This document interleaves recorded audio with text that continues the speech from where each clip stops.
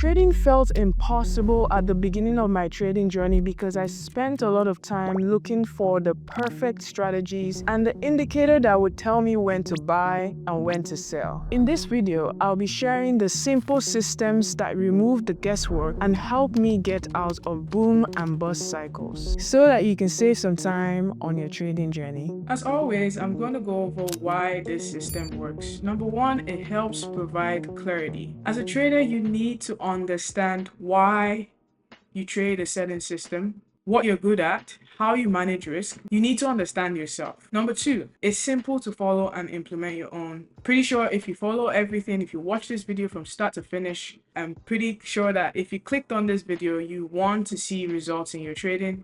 You want to have a chance at succeeding at trading. So if you follow the steps I've shown in this video, I can't promise, but if you put in the work, there's a high chance that you will see results. Number three, profitability becomes possible. When you're in the thick of things and you are losing, it's hard to see that day where you eventually flip things around and you become profitable. So now I am going to dive into this video. A lot of traders go through this phase where one, maybe they're losing trades more than they win any trades, and their calendar for the month probably looks like this, and that can feel very defeating. A lot of things could be wrong. It could be your strategy, it could be your behavior, so many things. It depends on the individual. Or you could be this person that just wins a lot, but then they get overconfident or slippery, or they don't even know how they're winning, and then one day a trade goes against them and they don't know how to react, and eventually they end up giving back all their profits for the month, maybe towards the end of the month. I have been there. That feeling is brutal. It's one of the worst feelings in the world. You want to beat yourself up, but you can't. But that's not the time to give up, because you feel like trading is not for you. It's too hard, it's too difficult. But I'm here to tell you that if you can accept that something needs to change, one, it could be that you don't have a system, a clear system, or your problem is probably behavioral. If you don't have a system, I'm going to be going over briefly the system I trade, and I have a gift coming next month for all my subscribers. So if you click on the link in the description, you can join the wait list. You're gonna get free access to an ebook I'm writing, just a way to give back and say thank you for watching. Thank you for being part of this journey. It's because of people like you that I continue to make these videos and to explain and share my journey. So the link will be in the description for an ebook that goes over strategies and just how to start your journey so you can skip some of the difficult parts if you're aware of them. I'll get back into the video. So accept that you don't have a system, you don't have a working strategy, or your behavior. Maybe you're greedy, you're someone that is very stubborn, you don't like to accept losing, you don't like to follow your rules, or you don't do what you say you're going to do. I'm going to go over the 3 things you need to do to have a profitable trading system. A profitable trading system should have a tested strategy. There are so many strategies out there using EMAs, price action, MACD, RSI, whatever you're using, you need to back test it to know how to manage risk and how to manage your trades with that said strategy. You can't just learn a strategy from YouTube and then be like, yes, I can then trade that strategy. You need to first back test, like at least 100 trades minimum for different years. 100 trades minimum. I'll say 100 trades for at least 5 years. That way you have data. Minimum, you can do more. Then you need to then figure out the risk management plan based on the win rate of that strategy. And then within your trades, you have your trade management. I'll break it down as we go along, but make sure you watch this video to the end, because if you don't, then you miss out on the value or the point I'm trying to make. Before you build a strategy, you need to ask yourself 5 solid questions. For me, I ask myself these questions. Which session do I want to trade? there's the New York session, there's a London session, there's Asia session. Based on my time zone and based on my work schedule, I was like, okay, I will trade the New York session because that was what was easier and it fit with my schedule. Question number 2, what type of trader are you? What type of trader are you? And the way to figure this one out is to ask yourself questions like, are you patient? What kind of schedule do you have? Are you someone that like takes information slowly? You need to sit back and process information. Then you're probably more likely a swing trader or a position trader. Or are you someone that just likes things to happen quick and you're really impulsive and you're you're a quick thinker. You think on your feet. As for me, I resonated more with scalping and day trading. Then you ask yourself, what time frames do you want to trade? Because now you know the answer that you are a scalper and a day trader. You want to trade on the lower time frames.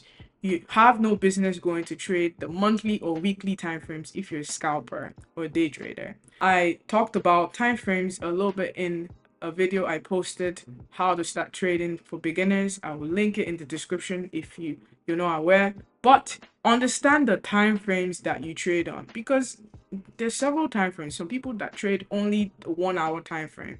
But as for me, most of my strategies are based on the 15, 5-minute, and I use the 1-minute time frame to enter my trades. And then the fourth question is, what instruments do you trade? For goodness sake, some people just start trading and want to trade Forex, crypto, stocks, everything. That's the fastest way to not succeed. Choose 1 or 2 instruments and just stick to it. For me, I trade stocks and options because they're closely related. Like, for you to trade options, you need to have learned how to trade stocks first to understand how stocks move. I'm not gonna now say I'm gonna start trading crypto, day trading crypto. I will probably invest in crypto, but I don't day trade crypto. I also do not touch Forex. I don't know much about the Forex market. I just know that certain strategies work on the Forex market. I don't touch Forex. And that's my personal preference. You could be someone that decides to trade Forex, or you want to focus on crypto because you understand how they trade. Learn the instrument that you want to trade and stick to it. Don't try to trade 4 different instruments at once. And last but not the least, number 5, how long do you trade for? In the beginning of my journey, I tried to from the beginning of the New York session to the end of New York session.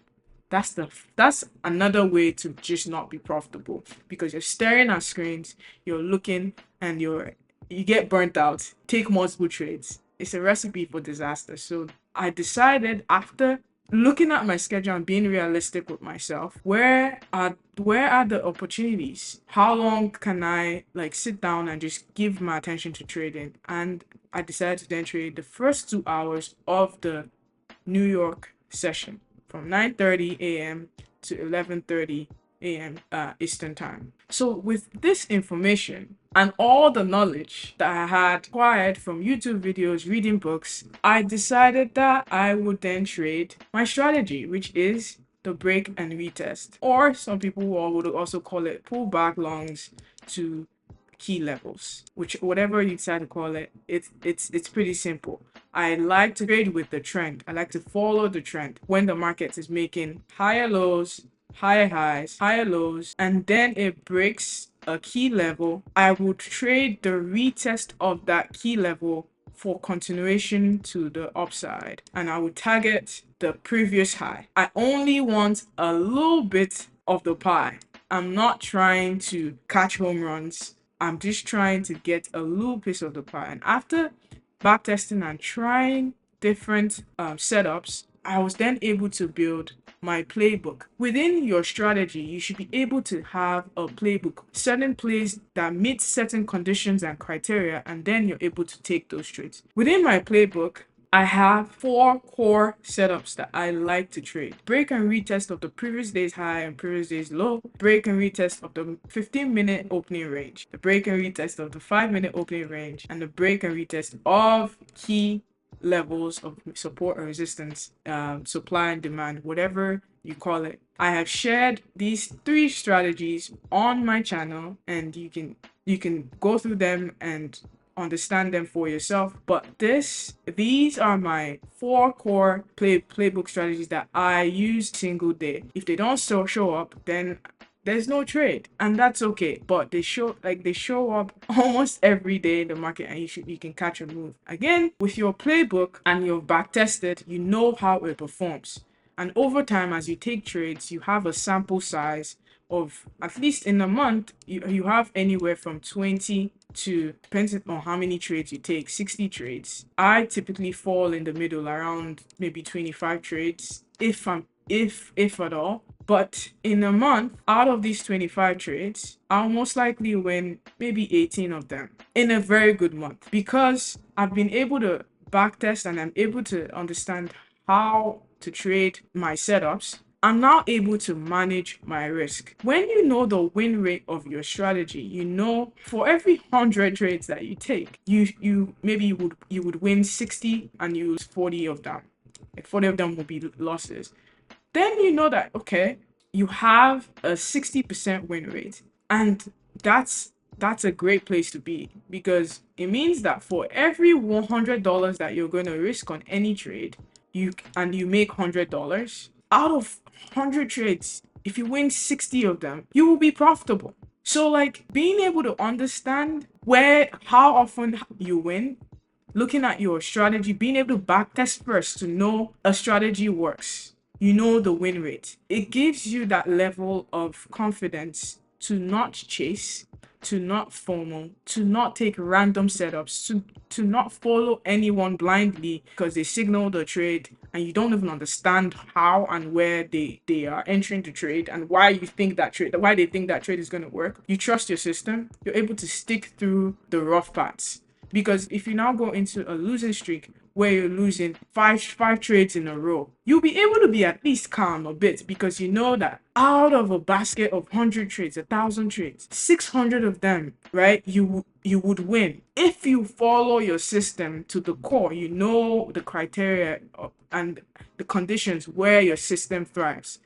So that's very important to know. Trade management hurts a lot of traders more than you think. Now you've learned strategy. You've learned the strategy. You know what risk management is. How do you manage your trades? How do you manage your stop loss? How do you know where to take profit? That's another part that a lot of educators in this space will teach you strategy. They won't teach you how to manage your trade when you enter a trade. What I've found to help is, before you enter every trade, you need to ask yourself 4 questions. Write this down. Put it on a sticky note, piece of paper beside you every time before you enter a trade. Number 1, why are you taking this trade? What is the setup? What is the playbook that you're using? Because you want to be able to look back afterwards and say, this is why I took this trade. And also track which setups perform best for you at what time. Number 2, what has to happen next when you enter this trade? What do you want to see for you to stay in this trade? For you to even press buy, what has to happen? What do you need to see? What kind of price action? What kind of candlestick formation do you need to see before you press buy? And that's why I emphasize what you need to see in my videos when I'm explaining strategies, because that's something that wasn't explained to me at the beginning. You have to find out the hard way by making mistakes and losing money first, and then you have to go through the tough parts before you then see, oh, through journaling, I noticed this worked this time, and then you try it again, okay, it's working. But if you do this, you save yourself years of pain. You know, what has to happen next? If you see this candlestick formation, then you enter the trade. If you don't see buyers stepping in, you're not entering the trade. Number 3, where is this trade idea invalidated or wrong? Where are you wrong? Where is your stop loss? That's why in the videos I also post, I tell you your stop loss is 1 candle away. It's the signal bar. Once it breaks below the signal bar that you're watching, then the trade is invalidated. I share this in my videos. I've gone through it. If you have questions, you can put a comment below and I'll do my best to answer. But always know where your trade idea is invalidated. What key level has to break? What has to happen for you to accept that you are wrong? Because you would be wrong. The mistake I used to make is, entering trades thinking, oh, this is set up, I'm going to enter the trade. And then it stops me out and I freeze, not knowing what to do because I entered without a plan, without asking myself the right questions. Number 4, if the trade works out, where do you take profit? Where do you exit the trade? Another problem is that you enter the trade, no plan of where you take profit. If it's working, okay, you take some off the table. If you still have your position left, where do you exit the final share? Where do you exit the last number of contracts? Don't wait for it to reverse and then the trade goes red.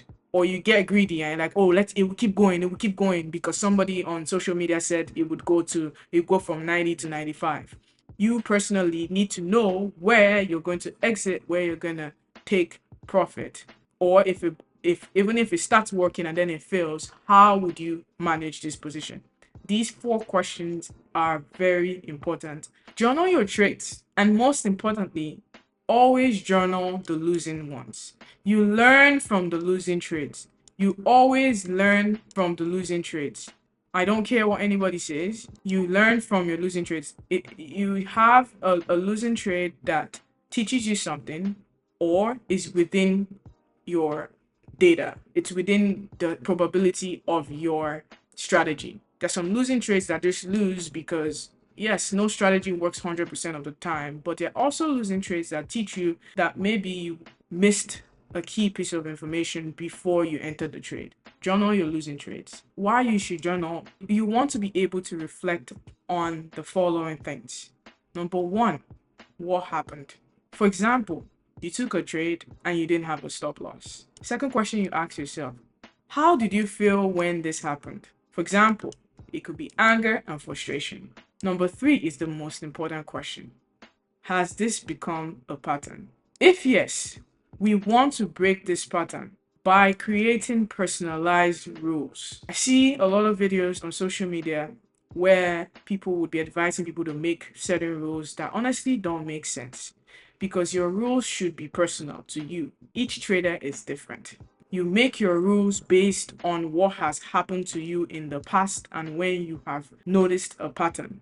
That's when you make rules. When you notice a bad pattern, you create rules. For example, you can decide to create a rule, no trading without marking my stop loss on the chart. After you have noticed a pattern of you entering trades without having a clear, defined stop loss. I hope that's clear. And I promise if you have these things and you follow all I've said in this video religiously, you will see results.